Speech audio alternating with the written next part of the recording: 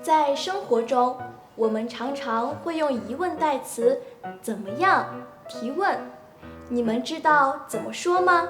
和我一起看看吧。李可，明天我们去海边玩怎么样？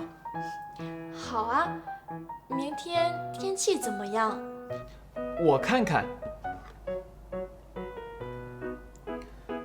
有点热。没关系，不下雨就好。我们叫 Lisa 一起去怎么样？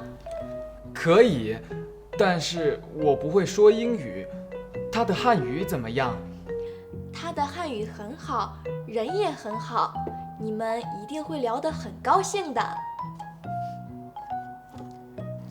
现在我们知道疑问代词怎么样用来询问人或事物的情况，比如明天天气怎么样？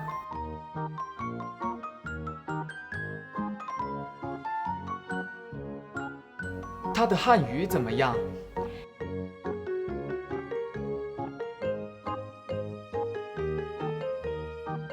明天我们去海边玩怎么样？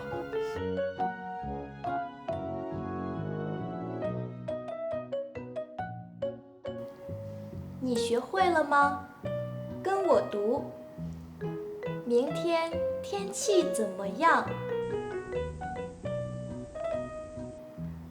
它的汉语怎么样？明天我们去海边玩怎么样？